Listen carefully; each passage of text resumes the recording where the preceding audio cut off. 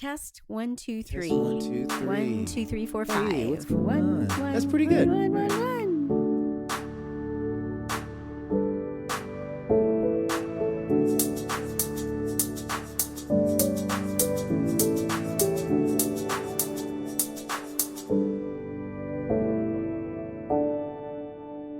Well, hey, y'all. Welcome back to another episode of Your Mom on Drugs. You've got me, the son, and we've got the mom on drugs. Hi, I'm Jennifer Seltzer once again. And I'm Josh Klaus once again. We hope that you're having a great day. We are here in the winter in Texas, which is a really nice day. Wherever y'all are listening, we hope you're having nice, clear, sunny skies. But we know that winter is not always the nice, temperate weather that we get down here in Texas.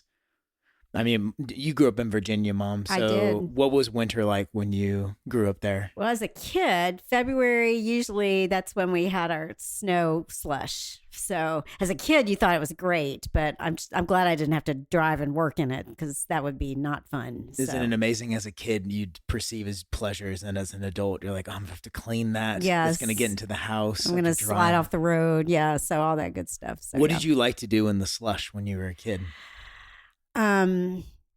Because I lived in Virginia Beach, so it didn't stay for a really long time. Boy, golly, I don't remember.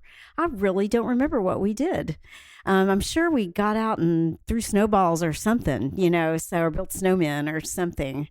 Somehow I remember like riding bikes, but I think that was rain in the summertime. So it's really sad when you get older and you can't remember. all the little memories kind of get meshed together, and you're like, I don't remember what I did. But you know what? If you asked my brother, I bet he would remember. All right, we'll bring him in next time to see what he has to say. Well, speaking of winter is a time when everybody gets indoors to huddle in to escape the cold. And during those times, these little things called viruses come out, and they love a party, and they love to spread amongst not just mammals and plants, but also humans as well. So today we're going to be talking about a virus in particular that's kind of had an uptick over the past couple years. It's a virus called RSV, or as a respiratory syncytial virus. Yeah, and we're going to talk about why it's named that way further into the podcast. But I'm going to hand it over to the mom on drugs, Dr. Jennifer Seltzer, and she's going to kind of give an overview of what RSV is. You guys might have heard of it, but I'm going to let her go a little bit further. So, Mom, what is RSV? Well, we're going to start with just a little bit of kind of intro, kind of background stuff, because I found when I was in pharmacy school, we really didn't talk about this virus that much. Back then, it was really just a young infant virus, and there wasn't really a lot to do for it and stuff. So, but interestingly, this virus was identified in 1956 in chimpanzees. And these chimpanzees had respiratory or cold-like symptoms. So that initially they called it chimpanzee coryza agent. Coryza meaning like stuffy or runny nose and stuff. But in the 1960s, they renamed it respiratory syncytial virus because the virus formed these giant, what they call syncytia in tissue cultures. And so what a syncytia is, it's you think about a cell in general, and it has one nucleus in it, which is kind of the center, like operating system, like the brain of the cell per se. Well, these cells would kind of merge. So multiple cells would merge together and they'd have one cell, but then they'd have multiple nuclei in it. So that's what the name says. That's where the name syncytia came from and stuff. So I thought that was really interesting. And again, like I said, it became a most significant viral infection for infants and small children, especially respiratory tract infections. That's primarily what the symptoms are. And it usually, we start seeing respiratory syncytial virus. Usually it could start as early as mid-September, and it peaks December to February, and then it wanes, and you could even sometimes see it last through mid-May. That's the normal season for respiratory syncytial virus. But this was so interesting with the pandemic, with the COVID pandemic. If we all remember, I mean, now it seems like a little bit of a while ago, but while we were in it, it was like every day. So remember, I know we all remember how we were kind of in a lockdown kind of mentality, and we stayed away from people a lot before the vaccines came out, or people just said to heck with it. And so in that time, I don't know if y'all remember this or not, but also a lot of other illnesses were not seen. Like flu was low, respiratory syncytial virus was low. So they all kind of went away because we were all staying away from other people. Well, when we started lightening our restrictions, then the other viruses started showing up again. Well, respiratory syncytial virus, when it started coming back in 2021. Yeah. Well, it peaked. It started showing up in the spring for the first cases, and then it peaked in July. So people were not expecting that at all, and stuff. And so then, since 2021, it's not shown the same seasonal pattern like it had shown before the pandemic. But there was one study now that showed, like in September of 2023, the cases started increasing again in September. So it's almost like we've almost normalized again. So it's gonna follow its normal pattern as far as September to May again, most likely. That's a really good point. It's almost kind of like I always think of like a weather analogy. Like you can have we have seasons in the world, and depending on where you live, but depending on some abnormal weather event. But I know last year we had like a really massive volcano eruption, which put a lot of water vapor and methane into the atmosphere. We also had an El Nino event last year too, and that's basically just the warming of the Pacific Ocean. It's called ENSO. And when that happens, you just basically increase the warming patterns, across the globe and certain parts of the globe. So with those two things combined, we actually had a hotter than really hot summer, especially here in Texas. So it might seem really extreme, but just based on additional factors, those come in. So and it's really interesting how that also plays in fact with viruses as well. It was really fascinating. So to have that time period where there was like no illness, it's like because everybody's staying away from each other. But anyway, but not anymore. All those illnesses are back. All back. So some key characteristics of respiratory syncytial virus. Although I said that it is very common in young children, it really can occur in people of all ages. It makes people the sickest, though, those that are younger than 2 years of age and those that are over 65 years of age, especially if there are some other coordinating conditions or underlying conditions that they have. And we'll get to that in a little bit. Usually in adults that are fairly healthy, respiratory syncytial virus looks just pretty much like a common cold as long as it stays in the upper respiratory tract. The upper respiratory tract is going to be your nose, mouth, esophagus, trachea. You get upper trachea maybe, but when you get lower respiratory tract infections, you're talking about getting into the lower trachea, your lungs, your bronchioles, which are the little air sacs inside your lungs and stuff, and you can get a lot sicker then as well too. So. Respiratory syncytial virus can make you fairly sick if you are predisposed to that. So you can get hospitalized or you can even die as a result of that.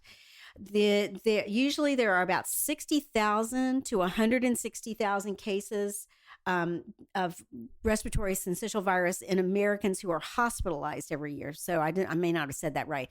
So 60,000 to 160,000 patients are hospitalized with respiratory syncytial virus each year, with 6,000 to 10,000 deaths according in patients over 65 years of age. Yeah, this is almost like a 10 to 15% death rate amongst people who are hospitalized and then potentially pass away from that. Again, now when you put that number against the whole population of the United States, it's not a huge number, but for those people who are suffering with this, it's significant. So yeah, and if there's a way to diminish that number, especially in the vulnerable populations, you want to take, you want to take any precaution that you can, and know that if you're in these risks, especially if you're imagine you're a new parent and you have an infant and babies, and stuff, and they could get pretty sick and stuff. And it's just you'd want to. That's a horrible tragedy to have to go through something like that. In kiddos, respiratory syncytial virus causes cold-like symptoms, but it also can go to the lower respiratory tract as well. So they a lot of times can get bronchiolitis or pneumonia. So you're getting infections in that lower part in your lung area of it. And especially in higher risk populations. And I'll talk about higher risk populations in kiddos in just a second. In those children less than 5 years of age, there are 2.1 million outpatient visits per year for kiddos that have RSV-like symptoms. Yeah, so significantly more than folks who are older. Right. Yeah. And there are 58,000 to 80,000 hospitalizations each year in the same age group. So it's a little bit less hospitalizations than So they're adults. More so in seeing their pediatrician or primary care provider. And think too, as we're younger, we've got a newer immune system as well too. So it may operate maybe a little bit better as well too. Although this is something that they've never seen before too. So it's just, again, it's data. I didn't look into how all the data were collected as far as those numbers, as far as hospitalizations and what kind of populations they were looking at and stuff. But so, the infant and young children populations that are at greater risk for severe RSV are premature infants. So those babies born before 36 weeks gestation. Infants that are 6 months of age and younger, they're going to be at a greater risk. Those that are younger than 2 years of age with chronic lung disease or congenital heart disease, that means they were born with some type of a heart problem, heart issue. Children that have a weakened or suppressed immune system, and those who have neuromuscular disorders or a congenital anomaly. So they may have been born with some sort of defect.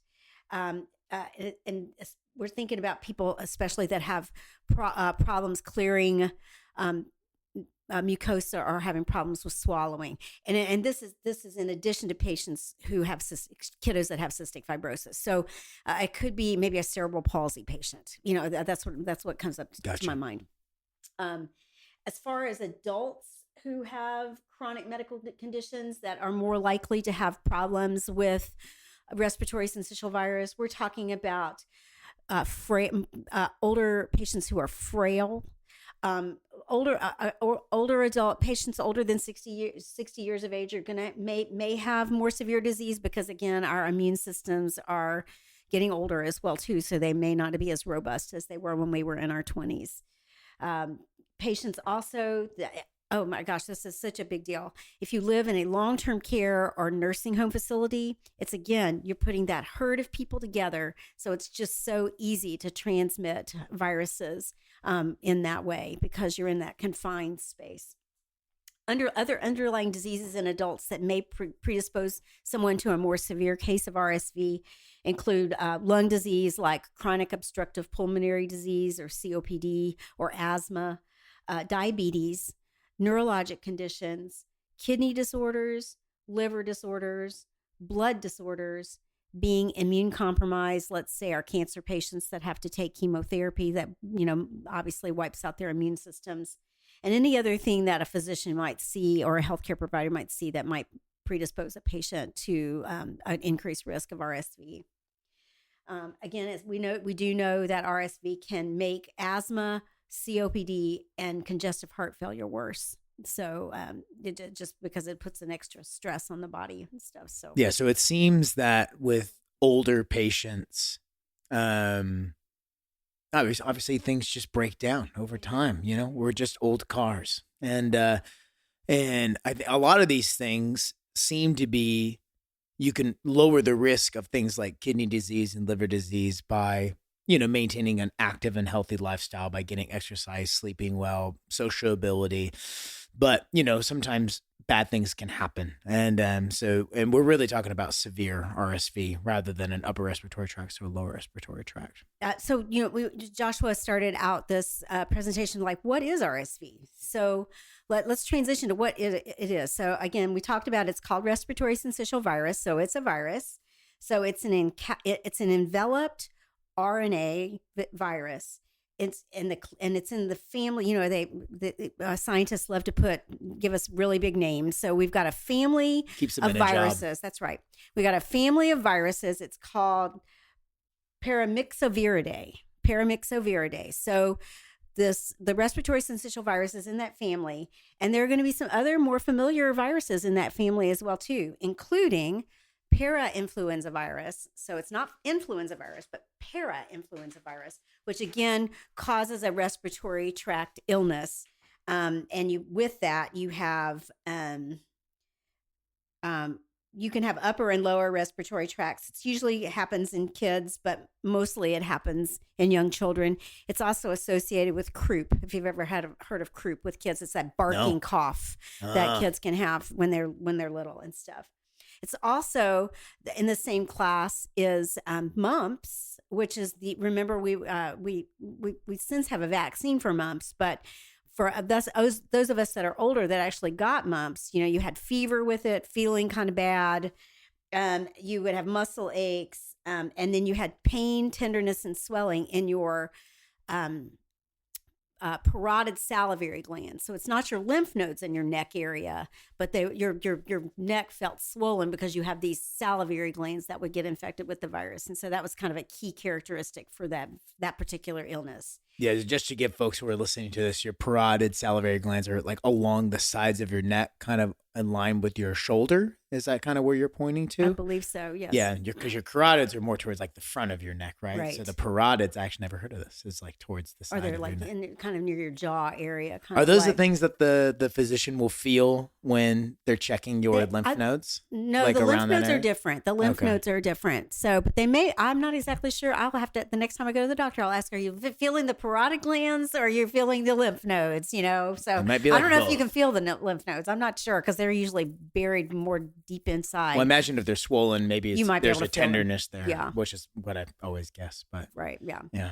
And then the other disease that's also in this class is measles, not German measles, but measles. And so measles is different from German measles. Measles is, again, it's a disease that was associated with, it's like a respiratory illness. You would have fever and feel kind of bad, but it had this 3C kind of cohort that went along with it. It was cough, coryza, which means like runny or stuffy nose, and conjunctivitis, which is pink eye. Like we it's an infection in your eye as well too. And then you have a rash as well too. So with measles and stuff. So anyway, so all that to say that RSV is in this same family of viruses. Gotcha. And just taking it over from Mom, when we talk about viruses, I'm just going to talk about, just for anybody who wants to geek out on mechanism. So, these are, I can't stress of how tiny these things are. So the RSV has a genome, which is its genetic material, basically the instructions to make itself.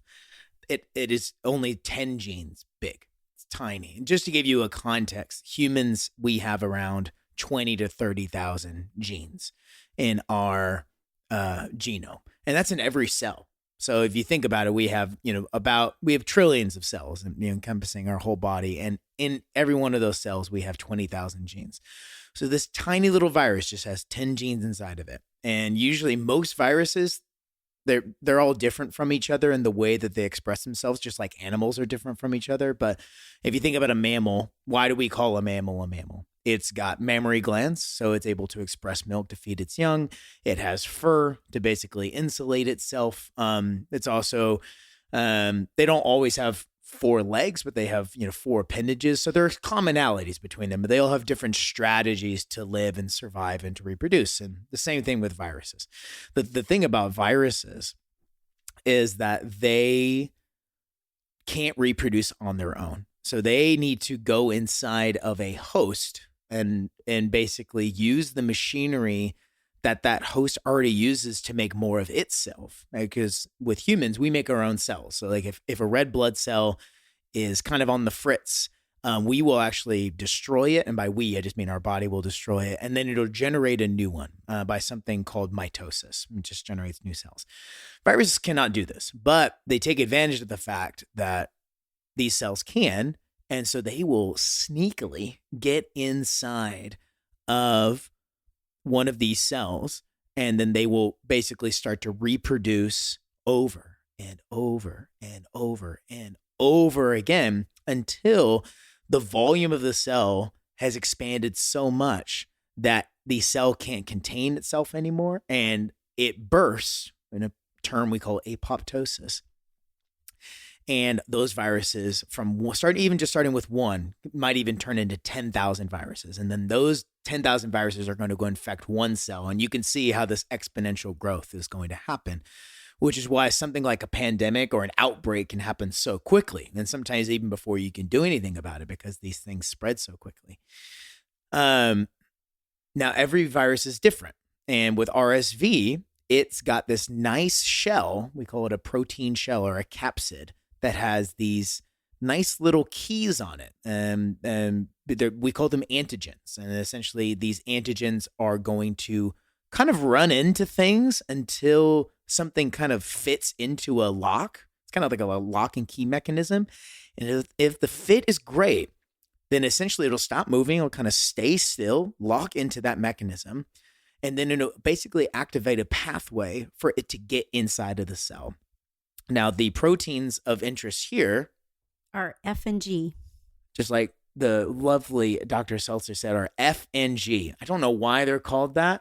I'm sorry, I don't either. They don't either. But there's a lot of other things on the outside of a RSV virus too. So yeah. Yeah, there's like we said, there's 10 genes. So each one of those genes codes for, actually one of them codes for 2 proteins, but basically it's like a 1-to-1 ratio. But the 2 ones that are important for us are F and G. These are the ones that essentially our cells grab onto and they let inside.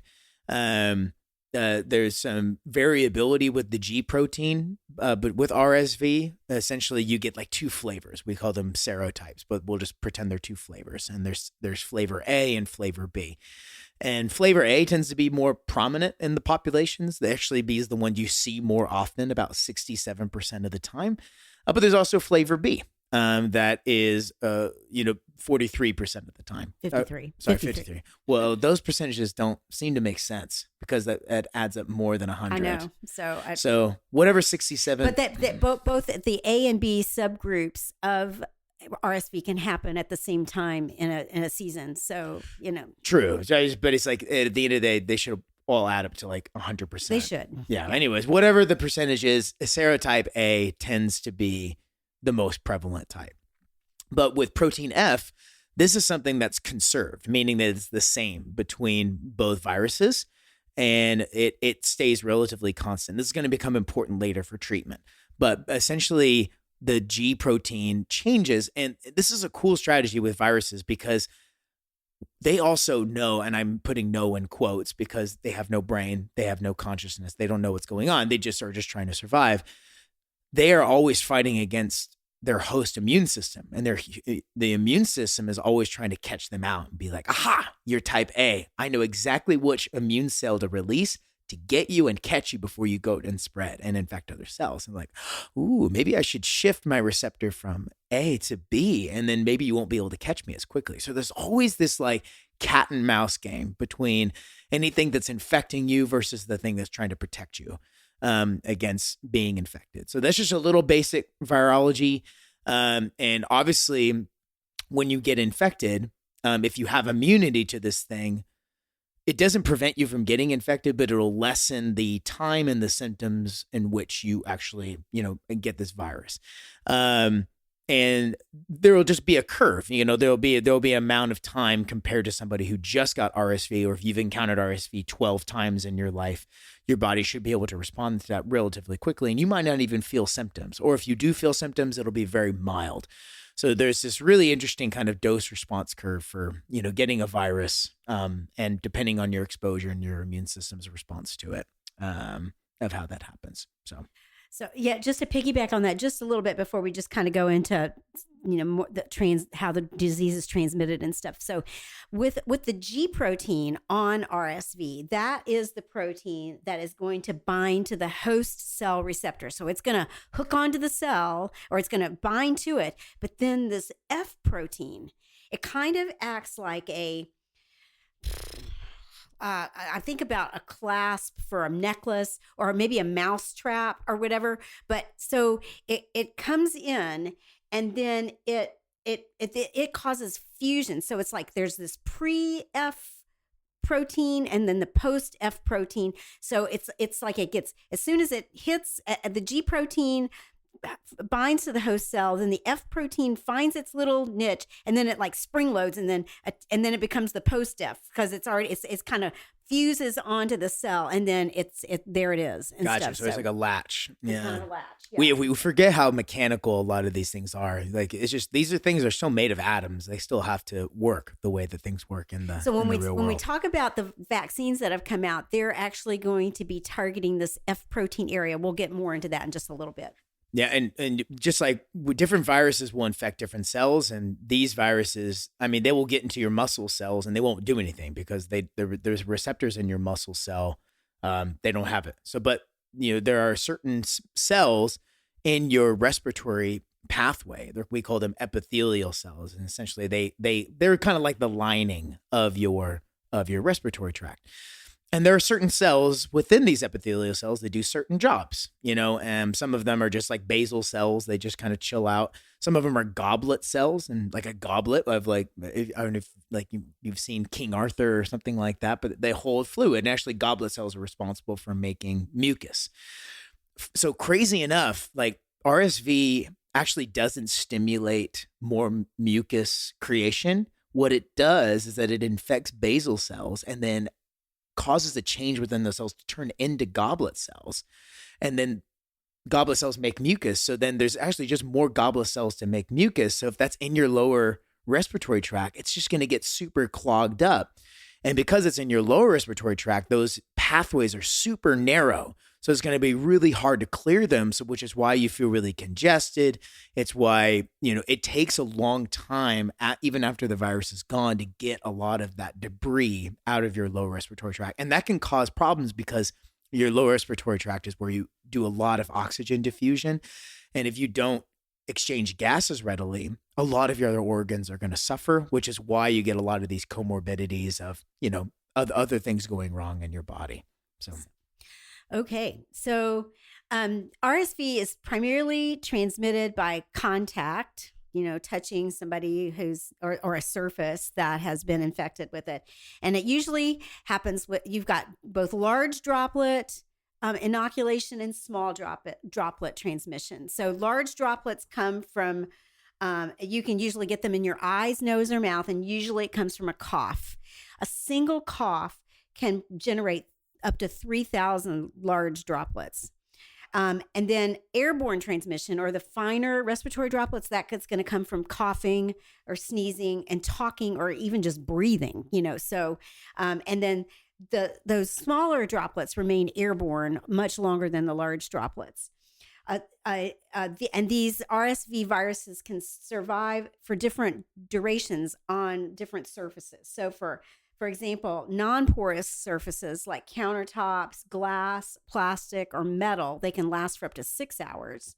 On a porous surface like paper or cardboard or fabric, they can last for up to 2 hours. They can last for up to 30 minutes on skin, and on rubber gloves, on surgical gloves, they can last up for 5 hours. Just some little pearls there for you. That's why it's important to clean every now and then. So that's right. Use those Clorox wipes and stuff. So, but also it seems like the way it happens is by droplets. So even if it's on these surfaces, they would still need to get into some type of droplet for you to inhale them to get into your airway. Right. Yeah. And so, but it's like, again, that droplet will have transmitted that virus by coughing, just talking. And then it gets spread like all over this microphone that I'm talking, through right now and stuff. So, yeah.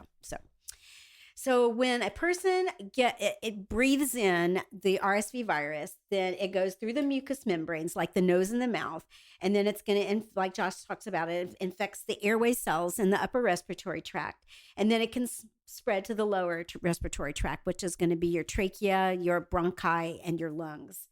And then it's going to reach those bronchioles, which are those little air sacs in your lungs, and it replicates or reproduces very well there. And then we talked about how it attaches with the G protein and the F protein.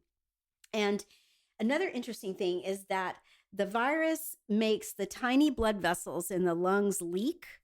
And so that can also increase mucus production. So then, so then with that, you can also kind of kick in your immune system. So things that come alive in your body when you kick in your immune system are things like histamine, and other inflammatory cells, and they're going to help to try to fight that off, but they can also cause swelling. So swelling in your airway is not always good because that's going to cause things like wheezing, difficulty breathing. It could also contribute to developing pneumonia as well too. So, and it also, the other thing, I don't know if anybody's heard of surfactant. Surfactant is something that babies, for sure, as they're developing in their mama's tummies, they need for their lungs to mature before they can get born so that they can breathe okay. The surfactant in our lungs helps our lungs keep from collapsing when we breathe in and out. So it's a very important substance. So with this virus, it can also damage the surfactant. So it also will contribute to us wheezing or having difficulty breathing. So as long as the virus stays in the upper respiratory tract, we're okay. But when it gets into the lower respiratory tract, it does make us a lot sicker. Yeah, that's something we call surface tension. And it's like if you've ever seen like a water strider on a lake or a river or something like that, and the insect can actually walk on water, it's because compared to their weight, the water has a certain surface tension that can support their weight. But if something disrupts that, let's say I throw a rock in the water and it creates a wave, it's going to disrupt that water and potentially disrupt the surface tension, so that even though that fly or that insect, the strider, is the same weight, the surface tension is disrupted and it might fall into the water. So same with your lungs. If you disrupt that, then yeah, essentially the strength of breathing in might outweigh the expansion that happens inside of your lungs and disrupts gas exchange. Right. So once this is all going on in your lungs, you become infectious yourself. For adults, usually you're going to shed virus for 3 to 7 days after you've been infected. With infants, young babies, it can be up to 3 weeks, 2 to 3 weeks. So they're going to shed it longer. And as with most viruses, we're mostly contagious before we even know we have the virus. Yeah, and even sometimes after. Right, and then 40% of people won't even know, they won't even have symptoms, but they're still contagious. And I did read one interesting fact that by the time kiddos are 2 years old, we've all had RSV. And so we've all had RSV, but you can get it more than once and stuff. So like we talked about, the clinical picture, what does it look like when you get RSV? Usually that you have stages of symptoms, just like when you get a common cold. You may have a runny nose or decreased appetite. You can have coughing, sneezing. You could have a fever, and you could have some wheezing, but not all necessarily at once. With young infants, young babies, because they can't communicate with us as well, what you may see is just a baby that's a little more irritable. They may not have as much of an appetite, and you may notice some breathing difficulties with them. If, like I said, the infection is limited to the upper airways, it's going to look more like a common cold. But in previously uninfected individuals, in young infants, or in older adults or immunocompromised patients, you have a greater chance for that virus to spread to your lower respiratory tract and make you more sicker. So, and that makes sense, just because if you're a young infant or an older adult, your immune system isn't going to be as strong, and therefore it's gotten time to go from the upper down to the lower. Absolutely. So things that may happen in adults, when if it does progress, are things like pneumonia or respiratory failure, asthma, and COPD may be exacerbated. Your congestive heart failure may get exacerbated. You may get bronchiolitis, and you could have worsening heart symptoms. It could in patients who are sick enough, you could have rhythm differences in your heart, or you could have a heart attack. So, wow. So we want to try to manage this as well as possible. Yeah, it seems like these symptoms can be pretty severe, but it doesn't seem like we have a rapid RSV test like we did for SARS-CoV-2. So how is this thing diagnosed? Well, actually, there is actually a test.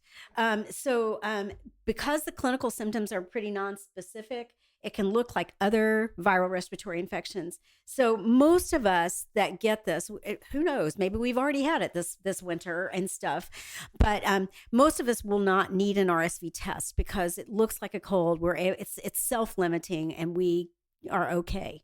But you may require confirmation of whether or not you got RSV certainly for in particular patient populations, because you're trying to rule out which direction do we go. Do they have the flu? Do they have COVID? Do they have RSV? So you're going to try to figure out which one. So because treatments and managements are going to be a little bit different. So if you're going to try to diagnose it with a test, you want to do it within the first few days of symptom development. Let me start with first infants and young children. So there actually is a rapid RSV antigen test. That's great. Yeah, so for babies, and the reason that you can do an antigen test, so you're swabbing their nasal cavity for virus because they produce a whole lot more virus than older kids and adults do. So that's why that rapid antigen test is going to work for them well. And then you can get a response. You can get results from that test in an hour or less. So that's a quick test for babies. And it's 80 to 90% sensitive to tell us, yes, this is actually RSV.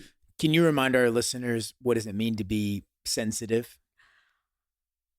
I think it means like your ability to detect true positives versus false positives, yes, right? Yes, that's it. Yes. So. And so it's like, that makes a lot of sense, because if you're producing a lot more of a viral load, the likelihood of you actually coming into contact with this virus compared to a false flag seems to be higher. Right. Absolutely. There's another test. It's called the real-time reverse transcription polymerase chain reaction, or the RT-PCR test. And you can also do this in kiddos, but this is the one that you're going to in infants, but you're also going to do it in the maybe young infants or older children or adults. This is the one that you do because it looks for genetic material in the virus as a sample. It's not looking for actual viruses itself, but genetic material. So you can find smaller amounts of material than the antigen test. And with using this test, again, you take a sample, and then you do have to send this one to a lab. And usually, what I read, I think you can get the results back within the same 24-hour time period. And that's good. Yeah. And just why, maybe for those of you who went through the COVID pandemic of 2020, is like you might have gotten a PCR test, a polymerase chain reaction. But the reason we used to call it RT, it was reverse transcriptase, is because this is an RNA virus and COVID was a DNA virus. So in order to turn RNA into DNA, because the way that PCR works is essentially you take a piece of DNA and then you amplify it over and over and over and over and over and over again, so that you can actually detect to see if it's actually within the sample.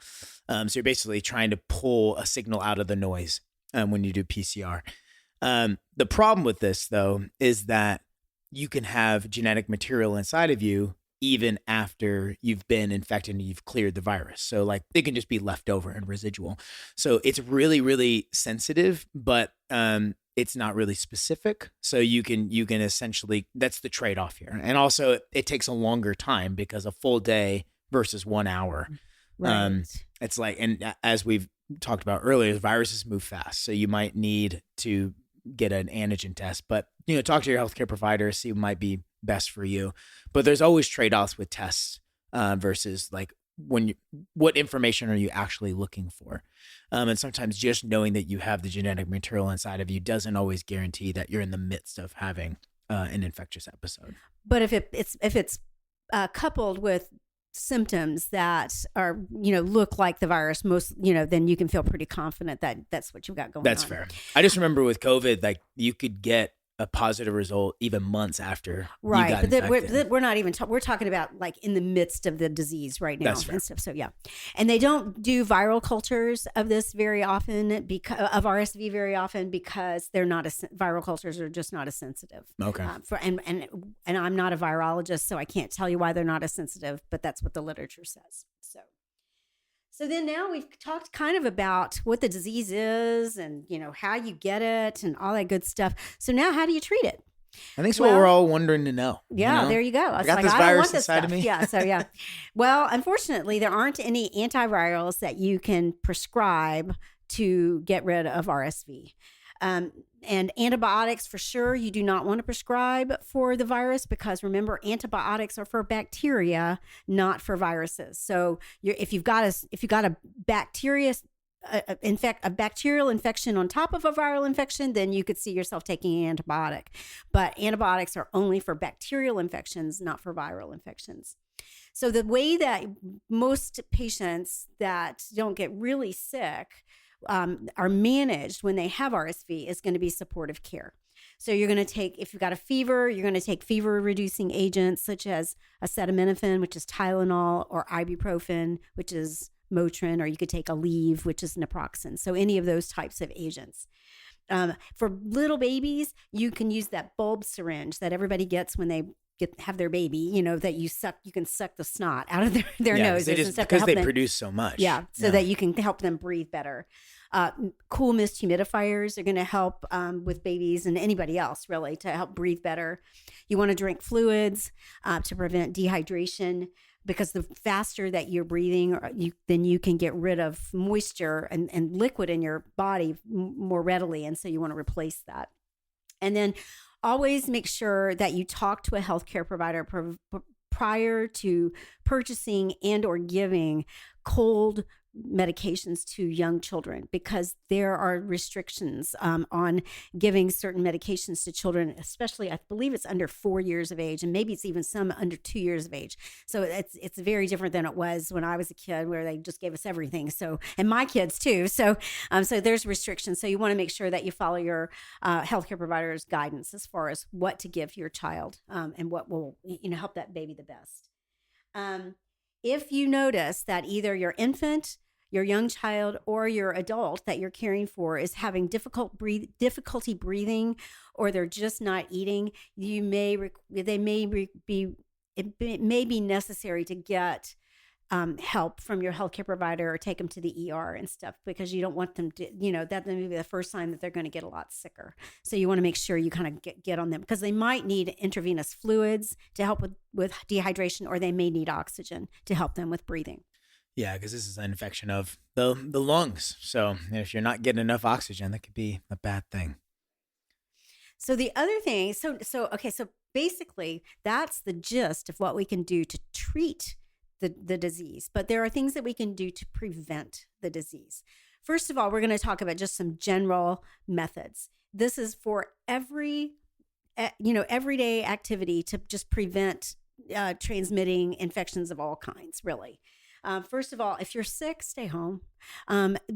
You think you feel okay, but you are still a source of infection, and so while you think you feel pretty okay, but what if you go out and you transmit it to a small newborn baby because parents happen to be out, or an older individual you don't even know, but you could have made somebody really sick. So you want to stay home. That's a really good point of just because it's not bad for you doesn't mean it might not be bad for really bad for someone else. And I can't stress this enough.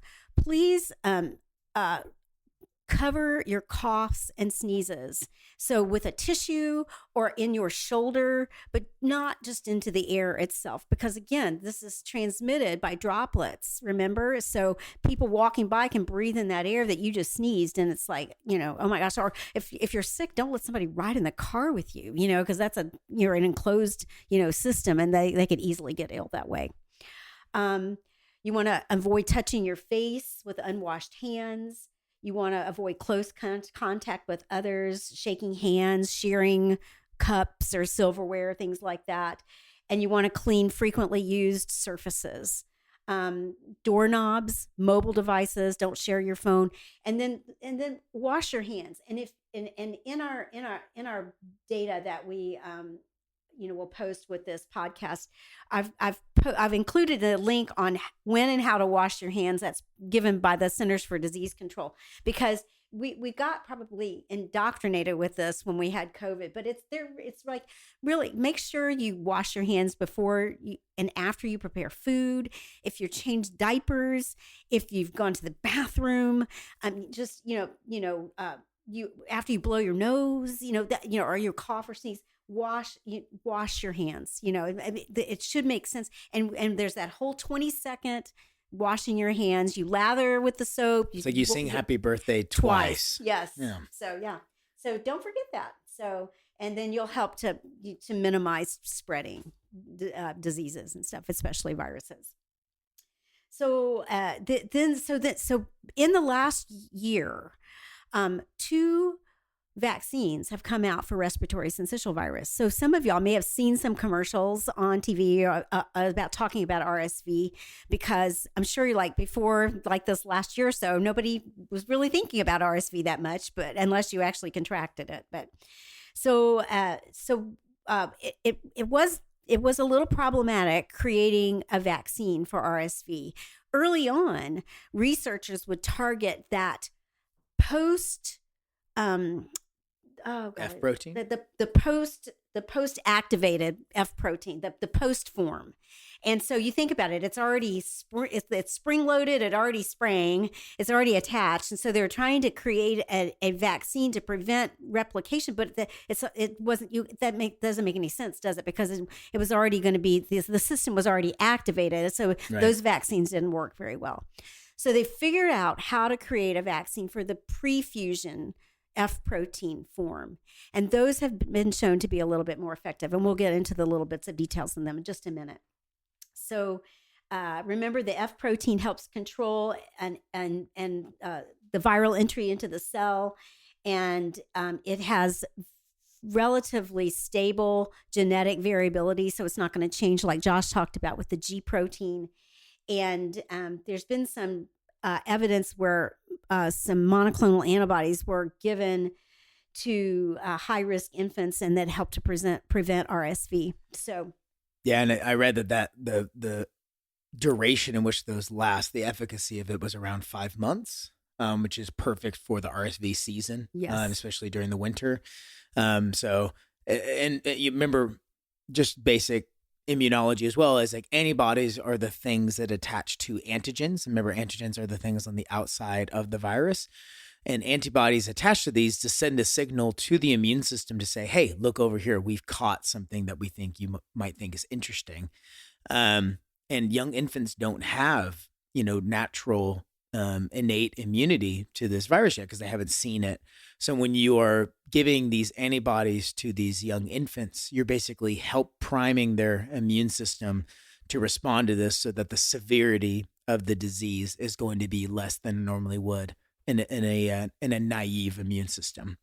So it's basically it's not really a vaccine. It's just like this injection of antibodies, because most of the time when you give somebody a vaccine, your body itself creates the monoclonal antibodies, but you're just kind of cutting out the middle man. But the problem with that is that when you give them these antibodies, they don't kind of develop their own natural immunity to it. So they still have to be exposed to the virus to develop a natural immunity as well.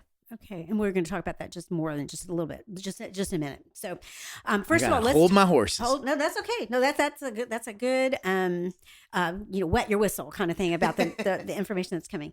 So let's first of all talk about immunizations that are available for adults that are 60 years of age and older. Again, these vaccines are targeted for older adults, because younger people are going to be able to, unless they've got some underlying condition, are probably going to be able to just handle this virus just fine. So one of the first vaccines that was created is based on that pre-fusion F protein, and it was created by Pfizer, and it's called Abrisvo. And this vaccine it's active immunization to prevent lower respiratory tract infection caused by RSV. It's given as a single intramuscular dose, so into the muscle, and it's usually given at the beginning of RSV season, which is going to be anywhere from mid-September to mid-November.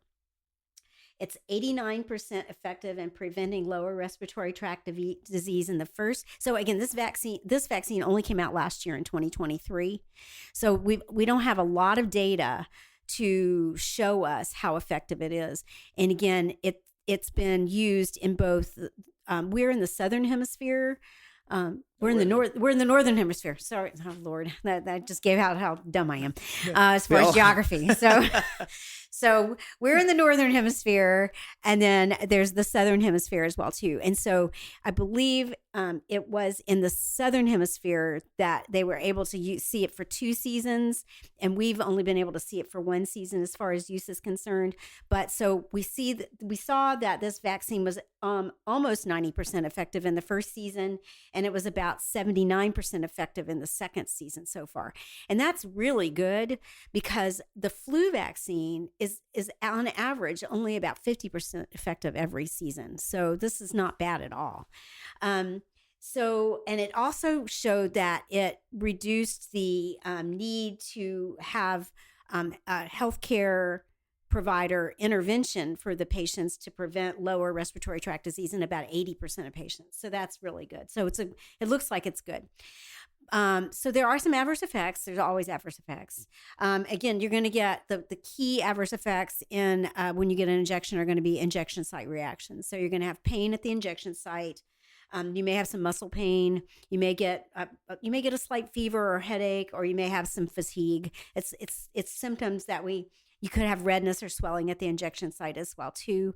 It's things that we've seen with other vaccines as well too. The 2 things that have happened with RSV vaccine with Abrysvo that may be a little concerning are that there were a few cases of atrial fibrillation that developed, which is a rapid heartbeat. It's a heart condition that makes the top part of your heart beat faster, so it makes your heartbeat not effective. It happened in 10 vaccine patients and 4 controls, but this was a less than 0.1% incidence. But because we've only given it for 1 to 2 seasons, there's just some concern about giving it to patients that may have underlying heart disease or AFib already. So, and when you have patient studies that small, it's hard to tell if you've powered that study sufficiently to cut out the noise. Like a lot of times with studies, like you don't know if they have that, atrial fibrillation, if that was going to normally happen anyway, which is why you want to have a lot of people in a study so that you can kind of pick out the noise from the signal. So it's easy to do a caveat with small numbers of studies like that, but it'll be good to go forward. It's just if a lot of people are getting this vaccine over the next couple of years, you can monitor a large population and to see who might have had these episodes and who haven't. And hopefully it's not statistically significant. Right. And like Josh said, the more data we have, the more we'll be able to make a more conclusive, or an intelligent or fact oriented decision about whether or not patients with atrial fibrillation should get this vaccine or not. So. Right. And if you also just have to compare the numbers, like if something is 80% effective or 90% effective, with the first shot, that means that 9 out of 10 people are going to lower the severity of RSV. Now you could be one of those 10 people where it doesn't work. You could also be the 0.1% where it kind of speeds up your heart a little bit. So I always want to keep in mind with everybody is just like when you're looking at statistics and you look at a high number, it means like, oh, this is automatically going to work. It's like, no, it is more likely that you'll be one of the people that it will benefit. But there's a lessened chance that it might be a person that it doesn't benefit. And there could even be a smaller chance where it actually causes a side effect that's not common. And just like in life, we all take risks and we all are essentially going through life making decisions. Just because you drive in a car and you wear a seatbelt and you don't text and drive, it doesn't guarantee you're not going to get in a car crash. right? You could even not wear a seatbelt, text and drive, and it doesn't guarantee you don't get in a car crash. But if you compare a population of 1,000 people who do the bad behavior versus the good behavior, you might see a 15% increase in risk if you don't wear your seatbelt and text and drive getting in a car crash. So it's really just talking about risk and reward and how those numbers compound. And then you just have to ask yourself, what seems the most likely outcome? But then if an outcome happens, you have to also be equally rational and say, well, I was also one of the people who just got unlucky, and they're just unlucky people in life. And I know that's not an answer that everybody wants to hear. They want everything to work 100% of the time, especially if they're accruing risk. But sometimes that's just the way life is because you don't have perfect information, unfortunately. Right. And the other adverse effect that was seen with this vaccine was there are these inflammatory neurologic events, and they happened within about 40 days after the patient received the vaccine. And it's one of the one of the diseases was called Guillain-Barré syndrome, and it's a disease of the nerves. And so you'll start and you'll start with paralysis. Usually it's in the feet, and it's you don't know how far it's going to go in any person, but it could go all the way up and affect your lungs and your breathing as well too. So it's nothing to sneeze at for sure. It's something to be concerned with. And there was then another disease that was very similar to that. So again, these neurologic inflammatory conditions, there were 3 cases of that. So with the atrial fibrillation that was seen and these neurologic issues, the vaccine right now is recommended only to be given to those patients who are high risk for having significant complications with RSV. So that would be basically individuals who are over 65 with some of those other comorbidities, right? Like heart disease or lung disease, that type of thing. So immunocompromised, that kind of thing. Yes. There's a second virus, I really mean vaccine. There's a second vaccine that was also created and was developed and came on the market in 2023, and it's called Arexvy. And it also is an RSV vaccine that targets the pre-F protein, but it also is what they call, it's got an adjuvant in it, which means that it's supposedly designed to beef up your immunogenicity to help produce long-term protection. And again, the purpose of this vaccine is the same as the Abrysvo vaccine. It's active immunization to protect against lower respiratory tract infection caused by RSV. Again, it's a single intramuscular dose given at the beginning of RSV season, or at least early on in the season, somewhere between September and November.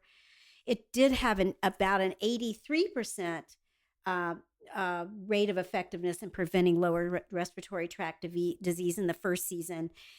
Its efficacy dropped to about 56% in the second season. So it's still effective, but the numbers weren't quite as robust as that one with the Abrysvo.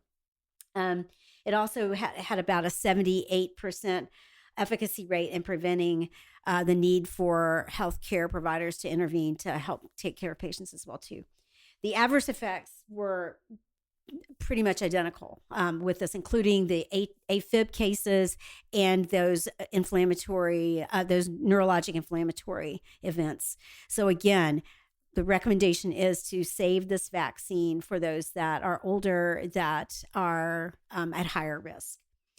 These vaccines are not approved for use in infants and young children. What has been shown is that this particular type of vaccine can actually worsen the respiratory disease. And I did not dive into the mechanism behind that. But so vaccines are not recommended for infants and children at this particular time. One hasn't been created.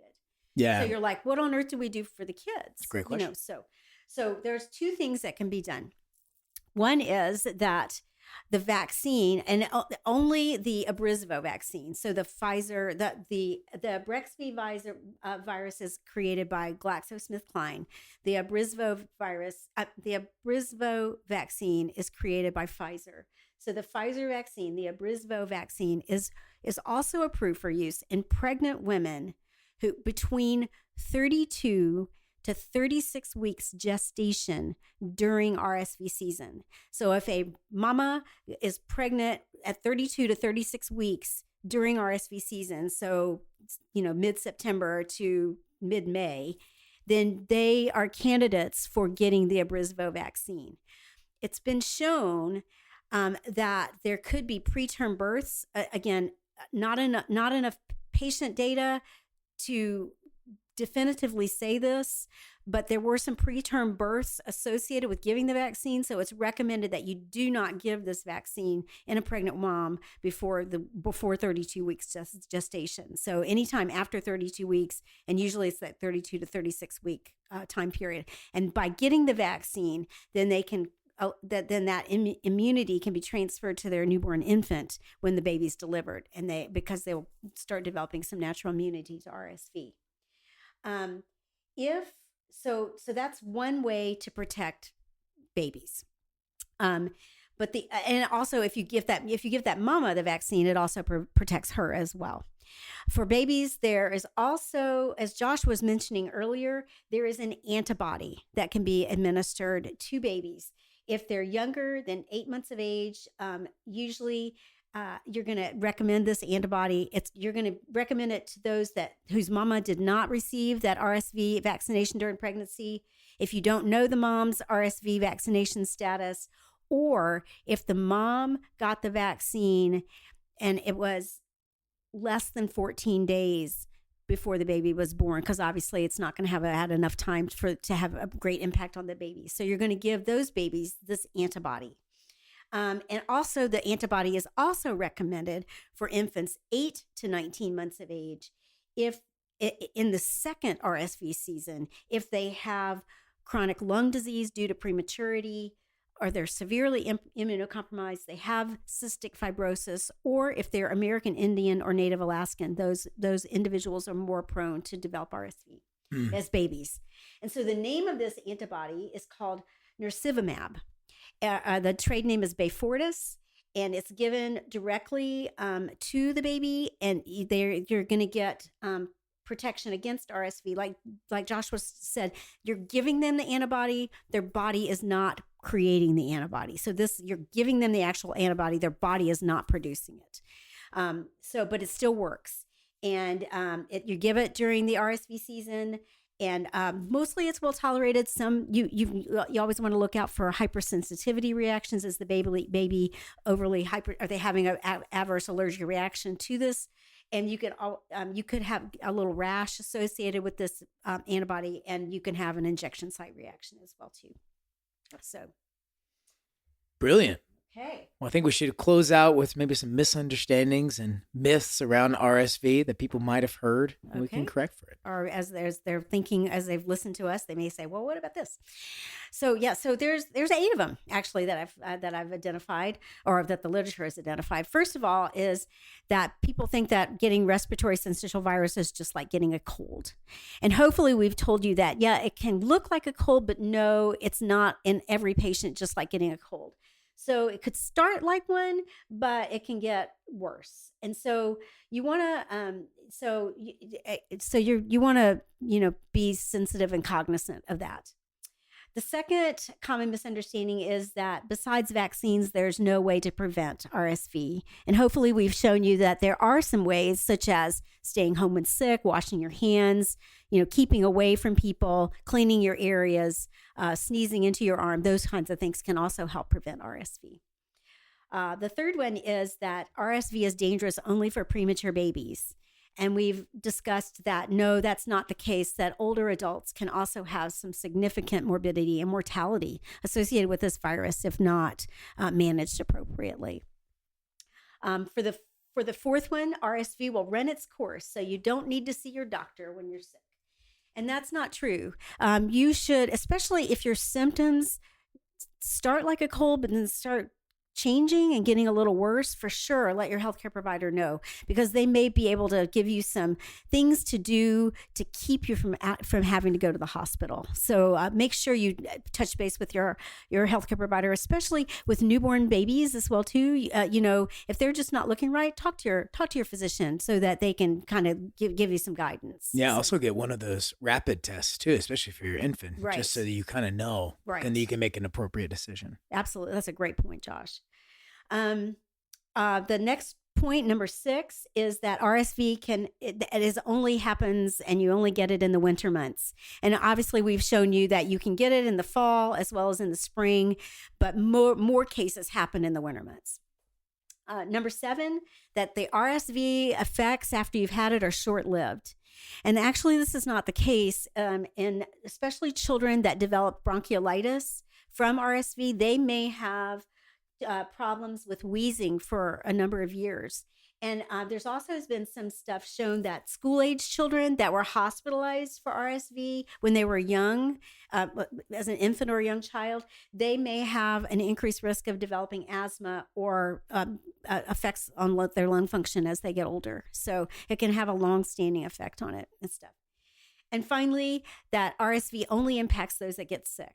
And anybody that has had a sick kiddo or cares for an aging parent knows that it doesn't just affect the patient. It affects the family around them, those that care. You may have to miss work or change your lifestyle to care for that sick child. So it definitely affects more than just that patient that's sick. So again, many reasons to just be aware of RSV as well as ways to keep it, maybe to prevent it if you use some good, healthy practices to prevent disease. Well, I think that's great advice. And I really hope that this information that we provided on the episode today will help you prevent RSV. And if you do get it, it'll maybe help you make some good decisions, either at home or how to ask your healthcare provider so that you can get back to being healthy sooner rather than later.